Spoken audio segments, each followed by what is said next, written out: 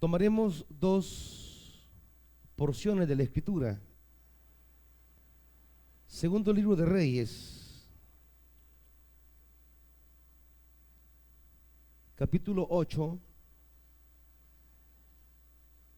y Romanos, capítulo 9. Busque las dos lecturas antes de comenzar a leer. Segundo libro de Reyes, capítulo 8, y Romanos, capítulo 9.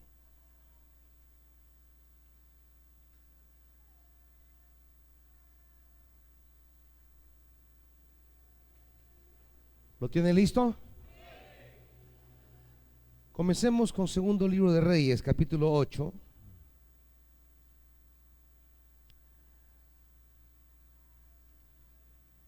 Versículo 11.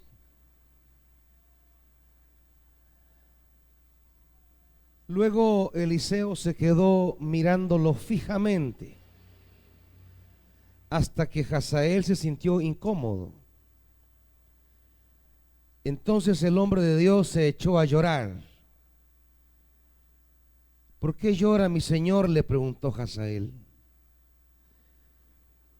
Porque yo sé bien que vas a causarles mucho daño a los israelitas. Vas a incendiar sus fortalezas y a matar a sus jóvenes a filo de espada. Despedazarás a los niños y les abrirás el vientre a las mujeres embarazadas. Romanos capítulo 9, versículo 1. Digo la verdad en Cristo, no miento. Mi conciencia me lo confirma en el Espíritu Santo.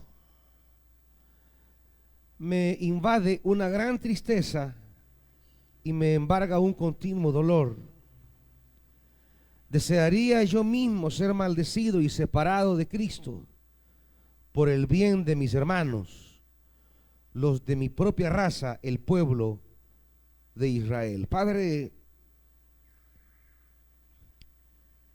queremos rogarte en esta hora, amado Dios, que tu buena palabra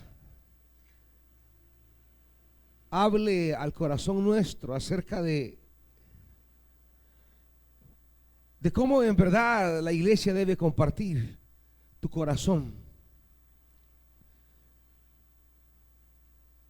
Padre, necesitamos entender que solo somos iglesia si tenemos tu sentir y tu pensar. Si no, podemos ser cualquier cosa. Espíritu Santo, enséñanos y háblanos en el nombre glorioso de Jesús. Amén. Subímele solo un poquitito, un poquitín, no mucho. Hemos tenido dos lecturas en las que hablan dos hombres de Dios. En el libro de Reyes tenemos a un profeta. En Romanos tenemos a un apóstol. En Reyes tenemos a un hombre muchísimos años antes de Cristo. En Pablo tenemos a alguien después de Cristo. Mensajeros de Dios, llamados por Dios, vocacionados por Dios. No obstante las diferencias de tiempo que les separan y las perspectivas misioneras de cada quien,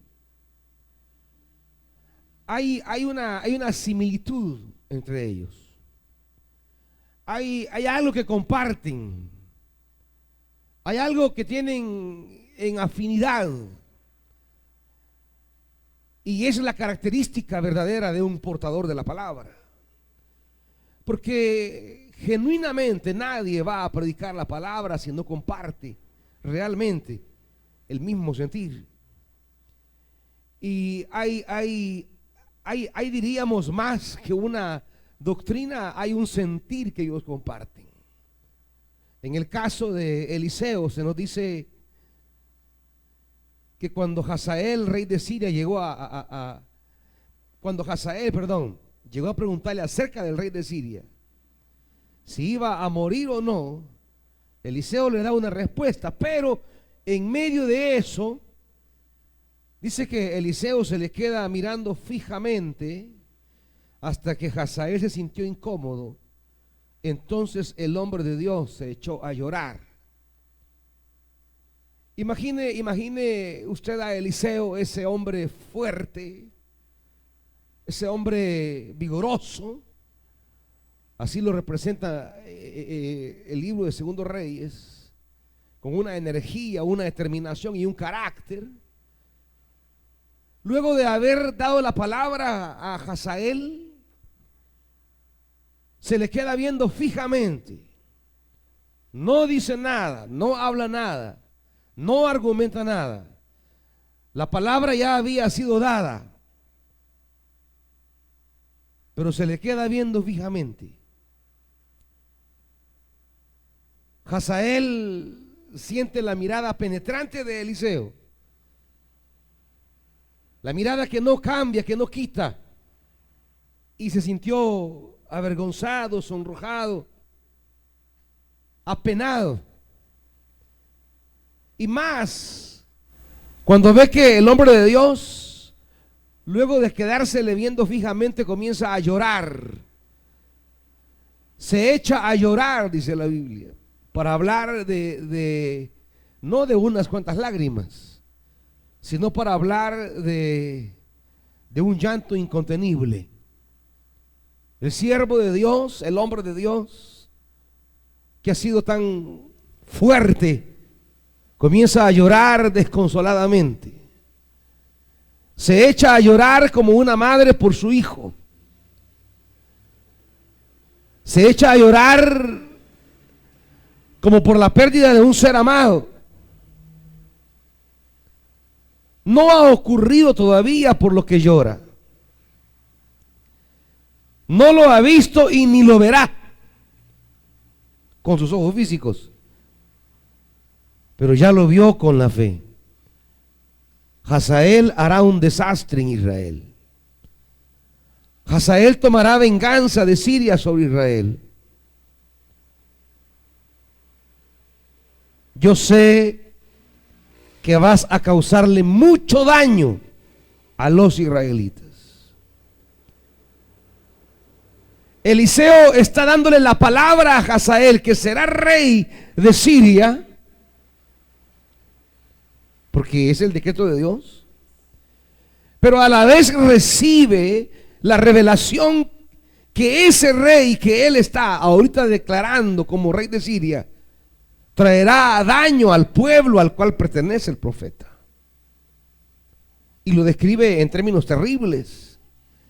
Vas a incendiar fortalezas, matar a jóvenes a filo de espada, despedazarás a los niños, les abrirás el vientre a las mujeres embarazadas. Algo caótico. Pero quiero traer a colación el sentir de Eliseo. Todo esto lo que hace provocar a Eliseo es el llanto incontenible por Israel.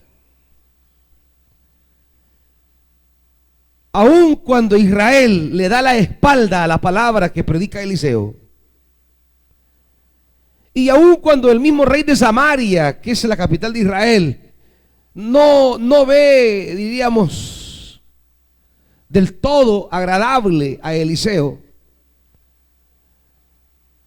y tiene momentos de tensión con el rey de Israel mismo, y tiene momentos de tensión con Israel mismo.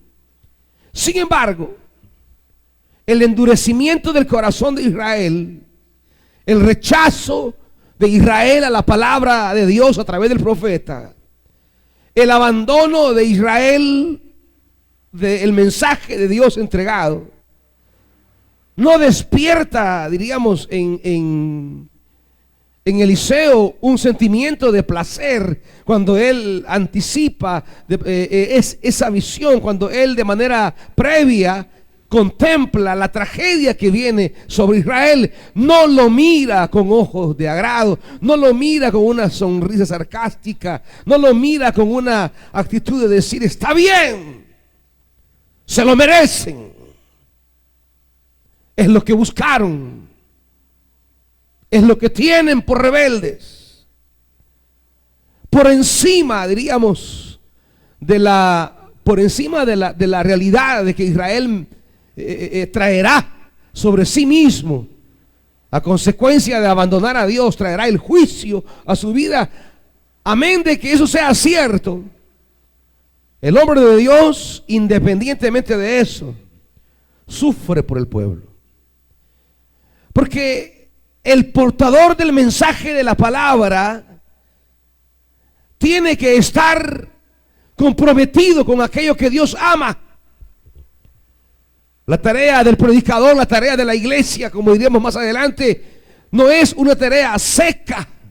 Hoy día las iglesias y muchos pastores hablan del juicio de Dios sobre el mundo y la destrucción de la raza humana, como que eso fuera alegría para Dios.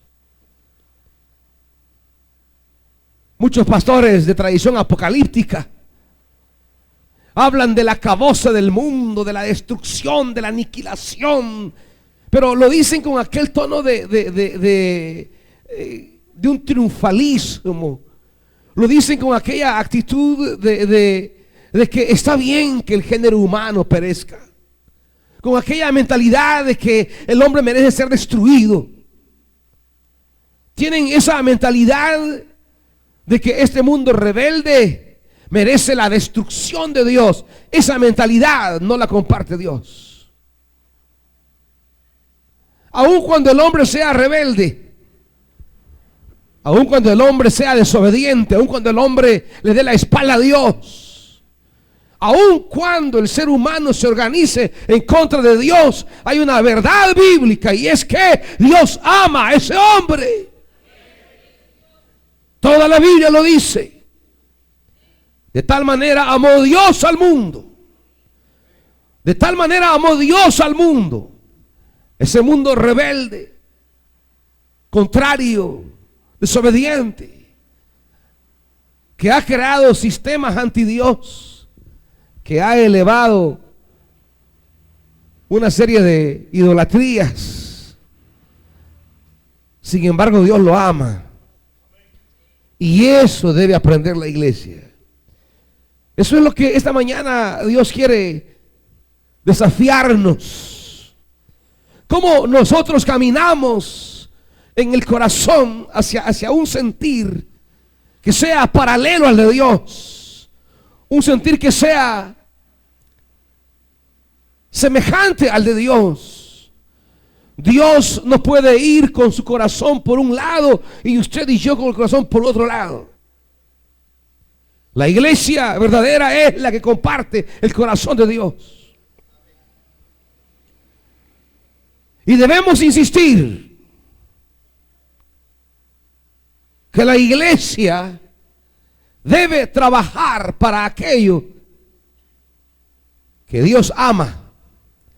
No podemos ver la destrucción del ser humano con satisfacción. No podemos ver el aniquilamiento de nadie con agrado. Un verdadero hijo de Dios no puede compartir la muerte de nadie, el aniquilamiento de nadie. Es que Dios, por muy malvado que sea una persona, Dios tiene la intención de redimirlo en Cristo Jesús. Por muy malvado. Creo que en este país tenemos ya 30 años, quizá un poco más, de venir viendo cuánta gente malvada ha hecho daño. Las atrocidades que vimos en la guerra. Muchos de los jóvenes de hoy, porque nunca la vivieron y nunca han ido a los archivos y nunca se han preocupado por tratar de entender la tensión a la que fuimos sometidos durante 12 años en la guerra. Y previo a la guerra, las tensiones sociales que se vivían.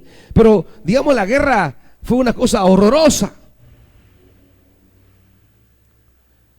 Se vivieron tragedias de todos los colores. Luego de la guerra, hemos visto tragedias de muerte en este conflicto social de las pandillas. Hemos escuchado historias terribles, hemos visto cosas desastrosas. Pero lo esencialmente evangélico es que al más de los malvados, Dios lo ama y quiere redimirlo en Cristo Jesús. Es esa bondad inagotable de Dios. Es ese amor que no entendemos. Es esa misericordia que a veces no asimilamos. ¿Por qué Dios trata a veces con bondad al malvado? Inexplicable. Así es la bondad de Dios. Inexplicable. Así es la gracia de Dios. Este mismo apóstol Pablo, volvamos un poco allá a Romanos, en el capítulo 11, luego de hablar de esos caminos de Dios inexplicables, impredecibles, dice en el capítulo 11, versículo 33, Romanos 11, 33, dice: qué profundas son las riquezas de la sabiduría y del conocimiento de Dios. Qué indescifrables sus juicios e impenetrables sus caminos. ¿Quién ha conocido la mente del Señor? ¿O quién ha sido su consejero? ¿Quién le ha dado a Dios primero para que luego Dios le pague? Porque todas las cosas proceden de Él, existen por Él y para Él. A Él sea la gloria por siempre. Amén.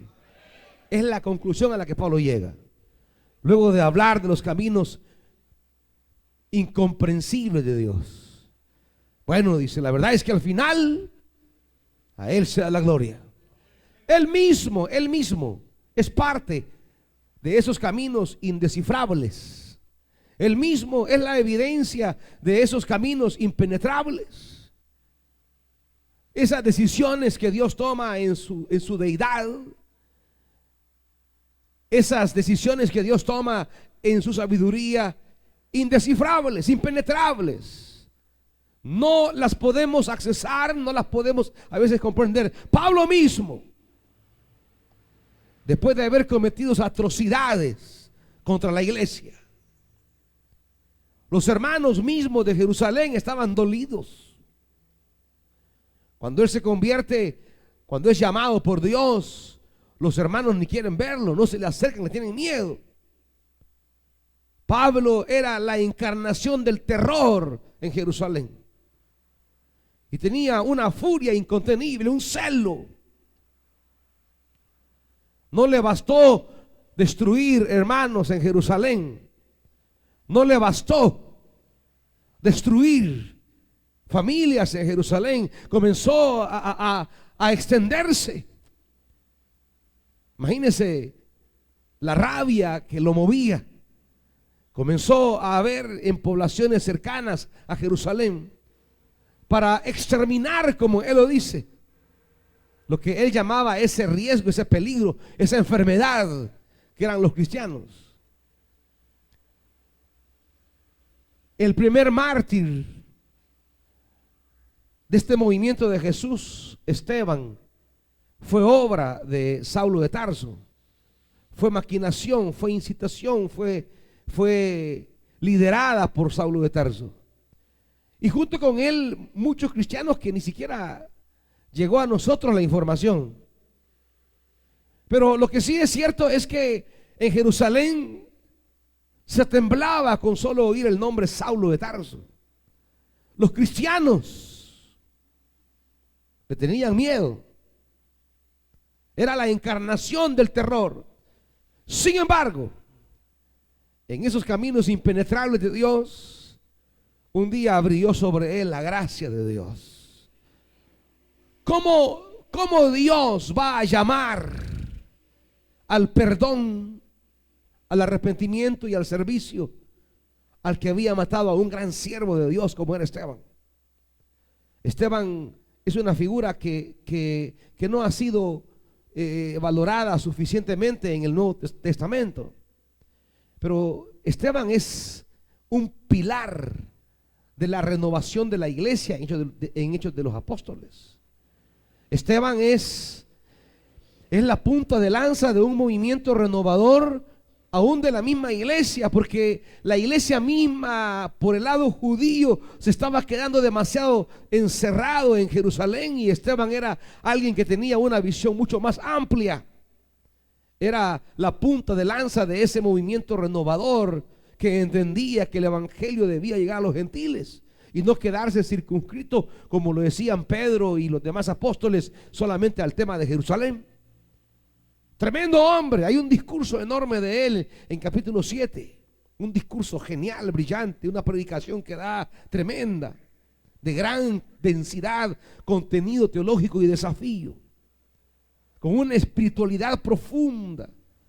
Sus adversarios ven a Esteban y dice: lo que vemos es un ángel de Dios, un hombre respaldado por Dios con palabras, señales y prodigios, alguien animado que animaba a la comunidad.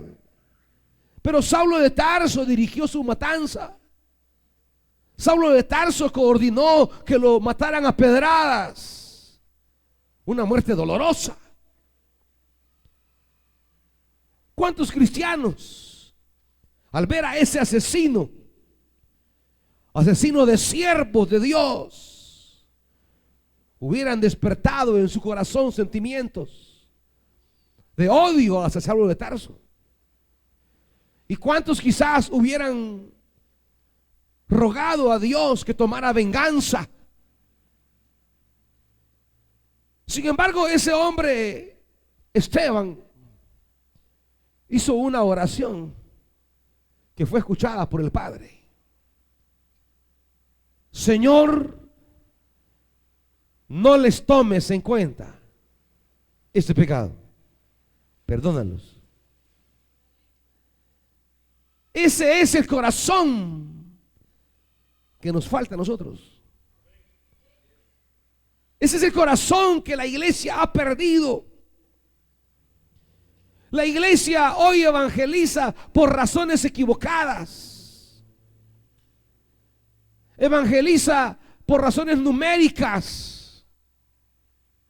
Evangeliza por razones económicas. La iglesia ha manipulado el tema de la evangelización. Tiene un afán de crecimiento numérico. No importa en realidad la vida de la persona, sino la cantidad de personas que se suman. No hay una preocupación realmente por la persona y su corazón, sino por sacarle el sí y firmar aquí estamos y sumemos. ¿Cuántas congregaciones están animadas simplemente por los números? Se fijan metas anuales de decir: este año nos proponemos crecer 250 personas más. Como que si acaso en la Biblia el testimonio del evangelio va vinculado al crecimiento numérico. La proclamación del evangelio no nace por metas cuantitativas. Iglesias, no una, cientos, que contratan a su pastor y le dicen: usted va a comenzar a ganar esto y vamos a comenzar a medirle resultados. por cada 50 personas que lleguen nuevas a la iglesia, usted va a subir tanto de sueldo. Ya la evangelización no tiene que ver con el amor quebrantable de Dios por el mundo, sino que tiene que ver con mejoras salariales. Y se le dice siempre: trabaje, predique, evangelice, porque a medida haya más número, habrá más dinero. Y ese móvil se vuelve en el motor, eso se vuelve en lo que empuja una serie de iniciativas disque evangelizadoras, cuando no son más que proselitismos. No se convierte a la gente a la fe de Jesús, sino a la fe de una iglesia. No se convierten a las personas en discípulos de Cristo, sino que en estadísticas denominacionales. Y por eso está así la iglesia evangélica, porque está llena de mucha gente que no sigue a Jesucristo, sino que se ha afiliado a una asociación religiosa, pero está desvinculada de seguir y servir a Jesucristo. La iglesia de Jerusalén tenía todas las razones para desearle a Pablo su destrucción. ¿Cuántos cristianos de ahora,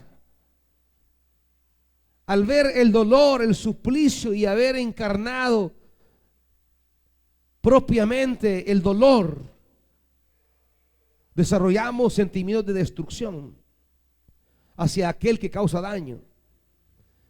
Yo siempre digo que el mayor daño que le han hecho al pueblo salvadoreño y que el pueblo salvadoreño se ha dejado hacer, incluyendo a los cristianos, es que la gente que ha hecho sufrir a la familia salvadoreña, el mayor daño que le ha hecho no es causarle una pérdida familiar. El daño más grande que le ha hecho es convertir a cada salvadoreño en uno como ellos. Reproducirse. No sé cuántos vieron la película Matrix. Son tres entregas. Mr. Smith es el malo de la película, pero tiene una cualidad: convierte a los demás en uno como él. Anda transformando a las personas. Anda haciendo de otros una extensión de sí mismo. La gente que ha hecho daño a esta nación, ese es el mayor daño que ha hecho. Porque todos los salvadoreños son apologistas de la muerte, defensores de la muerte. Todos los salvadoreños que comentan en las redes sociales, incluyendo muchos evangélicos, disque evangélicos, todos sus comentarios son de desprecio a la vida, de asesinato. Está bien que los maten. Y comentarios de lo más. ¿Qué están haciendo? Lo mismo que hacen ellos. Lo único es que ellos tienen los sentimientos y las acciones para matar. Pero muchos ya tienen los sentimientos, el corazón envenenado. Ya hay odio, rencor y deseos de matar o deseos de que se mueran. Las condiciones mentales y psicológicas ya están dadas para que todos podamos ser criminales en este país. ¿Y cuánta gente escribe ahí y dice: si yo tuviera una pistola, si yo pudiera? Ya es un criminal en potencia. Ya es un asesino en potencia. Ya desearle la muerte a alguien nos hace homicidas, dijo Jesús. No tenemos físicamente que quitarle la vida para ser homicida. Ya lo somos. Con solo anhelar, maquinar, desear, aspirar, anhelar que fulano se muera, que lo asesinen, celebrar la muerte de alguien, ya habla de un sentimiento de asesino en nosotros. Y no hay diferencia entre el mundo y la iglesia a la hora de pensarse en la muerte. ¿Han hecho daño? Sí. Pero el más daño es que no solo asesinaron a un pariente, me han convertido a mí también en asesino. Y eso es lo peor, hermanitos. Eso es lo peor. Nos han convertido a nosotros en reproducción de su pensamiento y su sentir, porque no hemos dejado que el evangelio permee el corazón nuestro y lo tenga custodiado, cuidado de los sentimientos. ¿Qué habrán pensado los apóstoles cuando el asesino es iluminado con la gracia de Dios? ¿Qué habrán dicho los creyentes de Jerusalén cuando de repente aparece ese Saulo de Tarso que agarraba a las hermanas del pelo y le llevaba arrastradas por las calles, gritando las hermanitas ahí, pero las llevaban arrastradas a meterlas a las cárceles? Cuando él incitaba para que las azotaran, cuando él generó una persecución terrible, dice la Biblia. Muchos tuvieron que huir, salieron de Jerusalén, iban huyendo, dice la Biblia. De repente ven que ese hombre anda diciendo que se ha encontrado con Jesucristo. De repente dice ese hombre que se ha convertido a Jesucristo. ¿Qué habrán pensado los papás de sus hijos muertos? ¿Qué habrán pensado las esposas de sus esposos muertos? Los esposos de sus esposas muertas. ¿Qué habrán pensado la familia de aquellos que hicieron sufrir ese hombre? ¿Le habrán reclamado a Dios? ¿Habrán recriminado a Dios? Indescifrables, impenetrables sus pensamientos.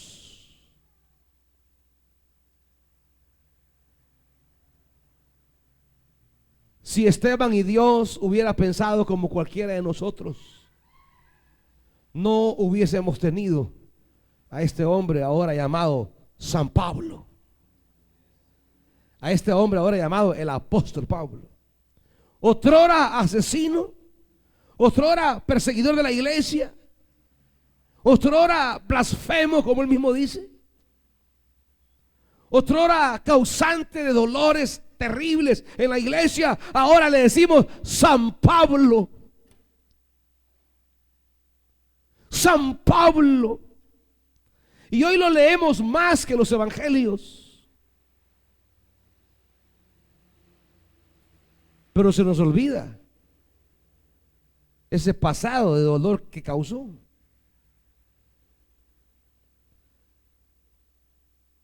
Y ahora el capítulo 9 de Romanos. Ahora él viene y abre su corazón. Él viene y revela el sentir de su ser. Digo la verdad en Cristo, 9:1.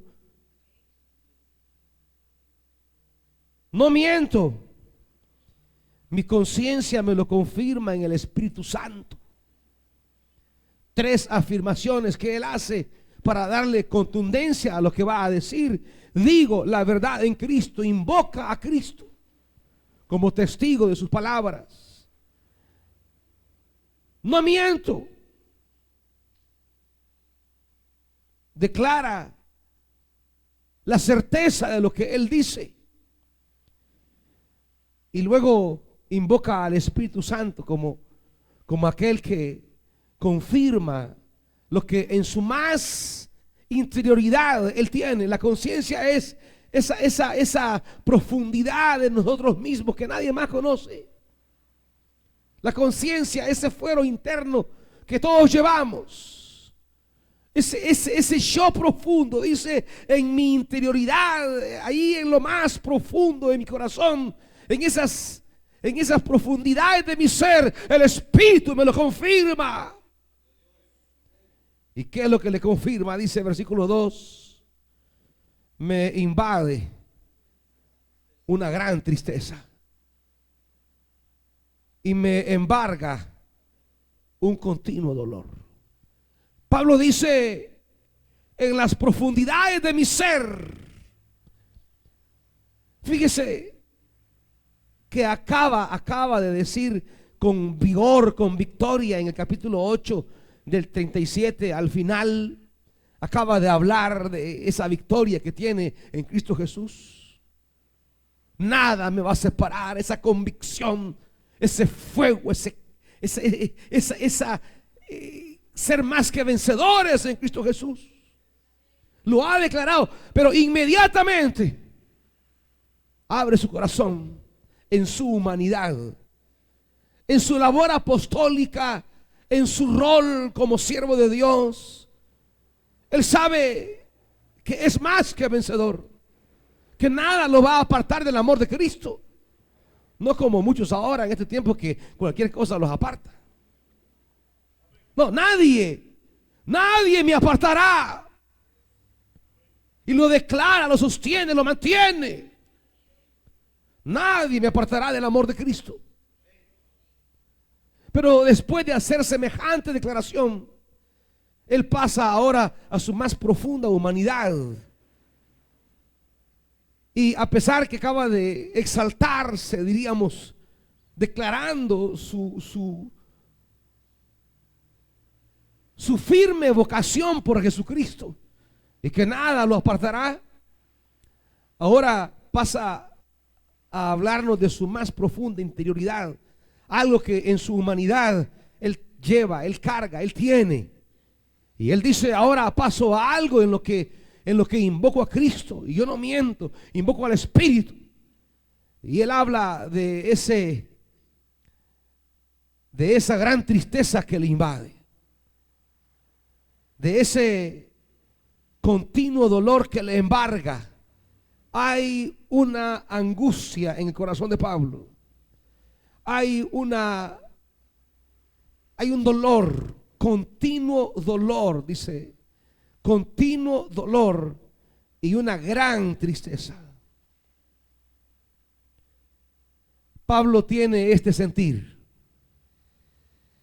Pablo es movido en su labor misionológica, en su labor evangelizadora hacia los israelitas, es movido por ese dolor que nos recuerda el dolor de Eliseo.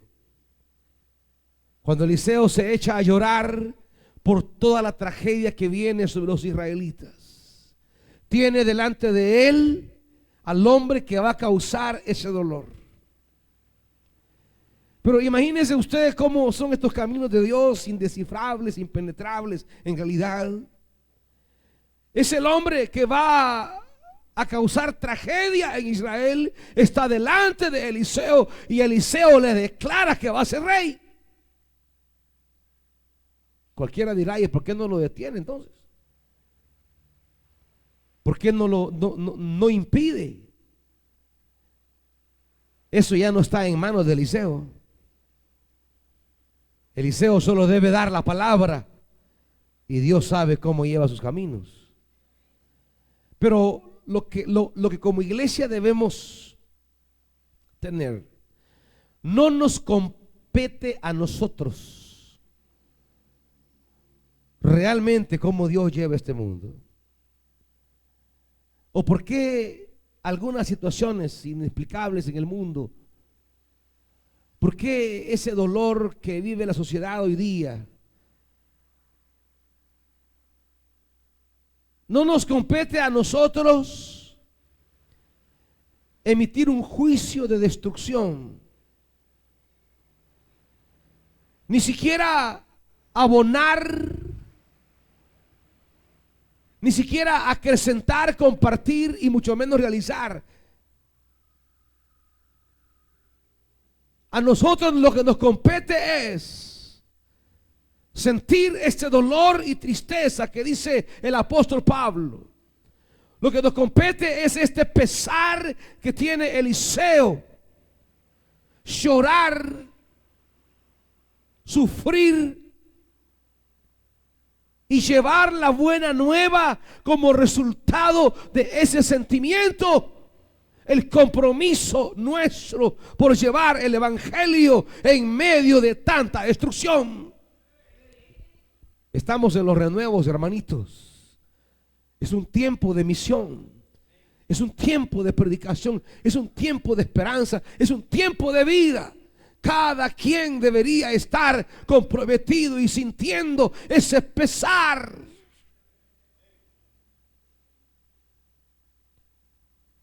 No estamos aquí para lamentarnos de la realidad. Estamos aquí para incidir en esa realidad. No estamos aquí para ser espectadores. Estamos aquí para ser obreros en esa realidad. No estamos aquí para unirnos al mundo con sus sentimientos de muerte y destrucción. Estamos aquí para inyectar la misericordia de Dios, que aún al más malvado iluminó y lo convirtió en su apóstol. Lo convirtió en su siervo.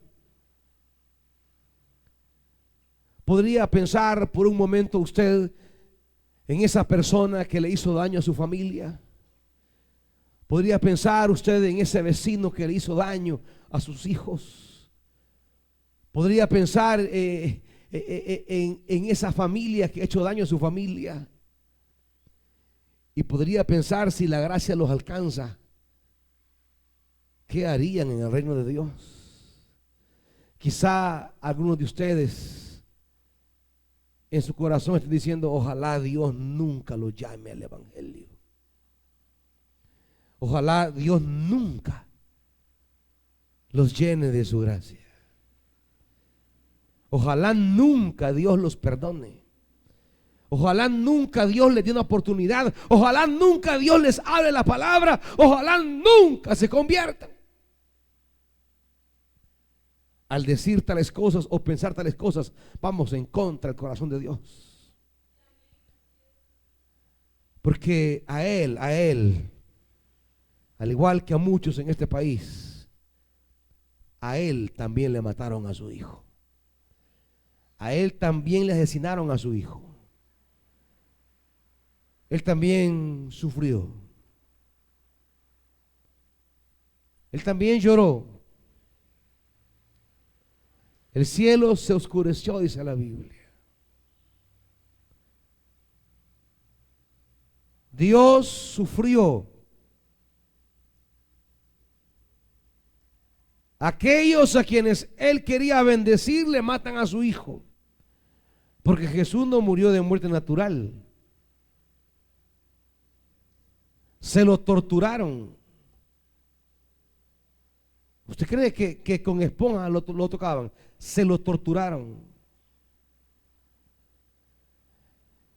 Y él tuvo que ver toda la tortura. Pero él no se levantó, airado e indignado, a consumir a los que estaban torturando a su hijo. Lo hicieron llevar una cruz en un largo camino y sacarlo fuera de Jerusalén. Lo bofetearon, lo escupieron y se burlaron. Por cosas menores usted ya anda odiando gente y dejando el evangelio. Por tonteritas. Lo llevaron al monte de la calavera. Ahí lo crucificaron. Ahí se lo mataron. Pero él no descendió con legiones de ángeles destructores. ¿Lo podía hacer? ¿Por qué no lo hizo? Porque amaba más al mundo. Amaba más al mundo. Lo amaba más que a su hijo. Y eso que Dios ama a su Hijo. Pero amaba más al mundo. Y estuvo dispuesto a que el sacrificio de su Hijo fuera principio de perdón para todos nosotros. Decidió no intervenir, no metió su mano, no lo impidió, porque en ese sacrificio vendría nuestra reconciliación con Dios, porque Dios ama esta creación. Dios ama tercamente esta creación que dio a su Hijo, lo entregó. Una iglesia indiferente ante la muerte que corre en este país no es iglesia de Dios, aunque se llame iglesia. Cristianitos que comparten sentimientos de muerte no son cristianos. No lo son. Son homicidas.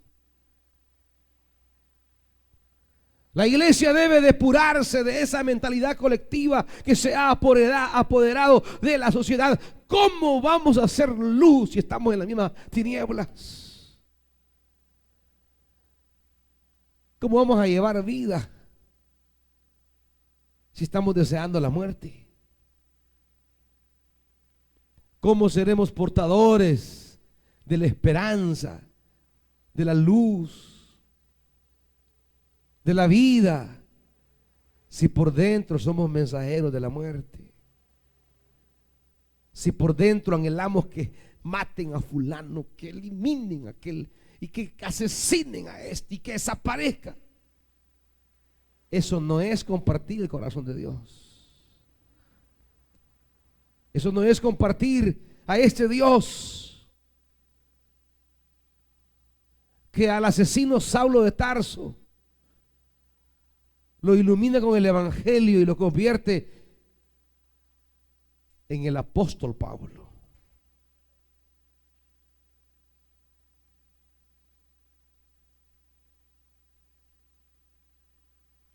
La iglesia no está en el mundo para representar el odio del mundo. Está para representar el amor de Dios.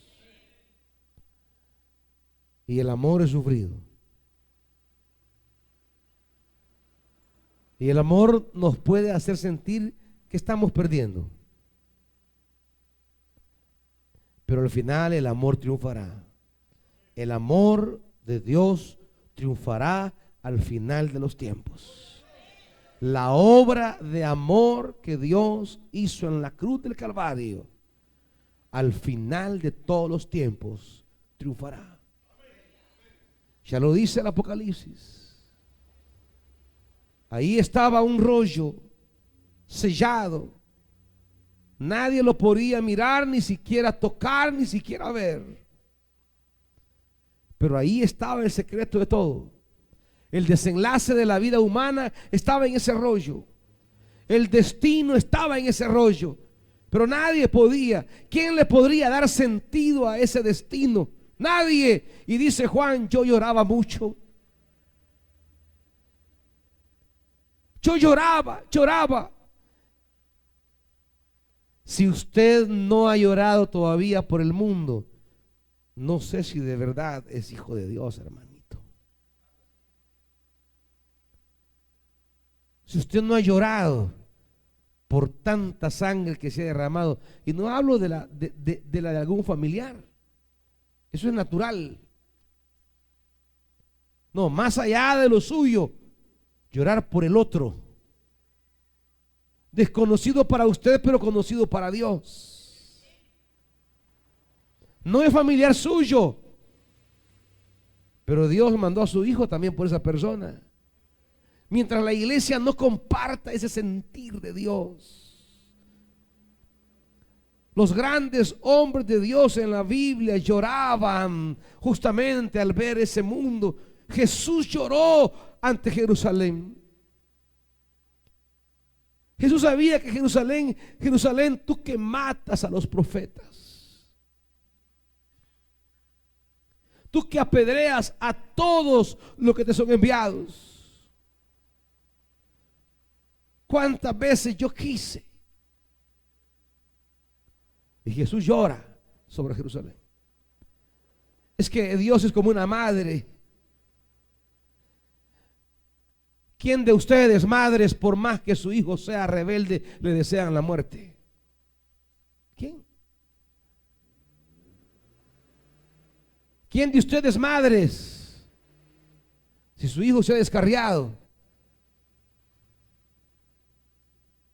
llegan y dicen: ay, ojalá se muera este, ay, ojalá me lo maten, ojalá lo secuestren, lo torturen y lo maten? ¿Quién de ustedes, madres? ¿Quién?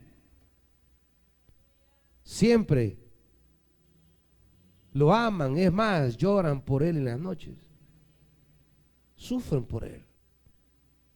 Cómo quisieran que se volviera, cómo quisieran que retroceda todo y comience de nuevo. Y eso es lo que el Evangelio nos da, la oportunidad de un comenzar de nuevo. Es lo que Dios le dio a Pablo. Pero ¿quiénes son los que no entienden el comenzar de nuevo? Los que han sufrido el dolor de esa persona. La iglesia no entendía eso. Vivían víctimas del dolor que Saulo de Tarso había provocado, pero no descubrían el camino nuevo que Dios estaba haciendo en ese hombre. Y ese hombre buscó a la iglesia para pedirle perdón. Se acercó a los hermanos. Él quería tener el contacto con los hermanos de Jerusalén. ¿Y sabe qué hacía Pablo? Él velaba por la iglesia de Jerusalén. Él recogía colectas en el mundo entero para ayudar a los pobres de Jerusalén. Él reunía fondos y decía a los gentiles, decía: si la iglesia de Jerusalén ha sembrado en ustedes lo espiritual, qué gran cosa sería que ustedes siembren en ellos lo material. Y recogía los fondos para ayudar a la iglesia, porque Pablo estaba en deuda con la iglesia de Jerusalén.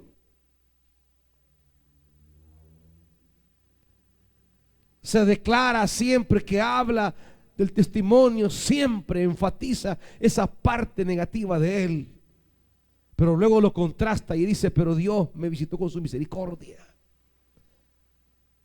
Por eso él vivía para él, vivía para Dios, vivía para el Evangelio. Estaba eternamente agradecido por ese recomenzar que la cruz significó para él.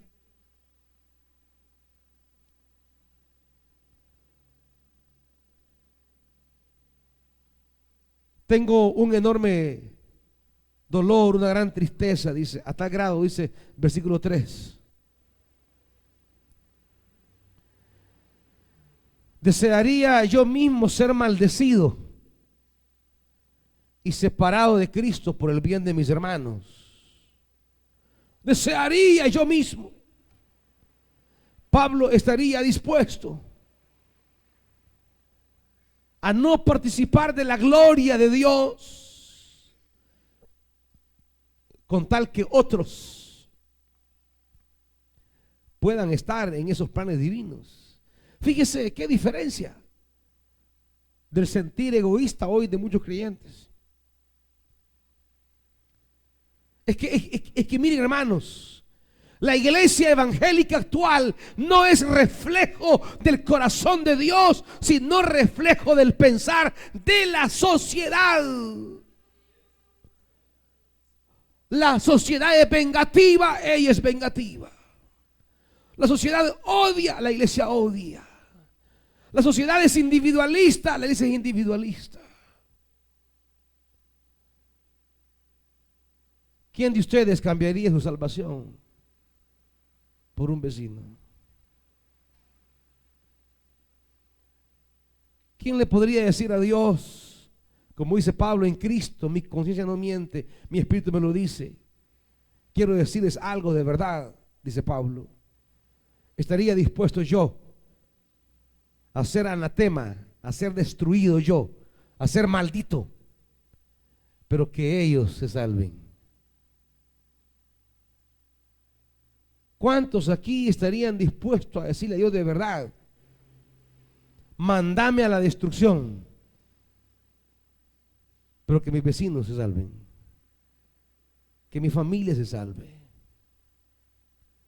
que mis compañeros de universidad se salven, que mis familiares se salven?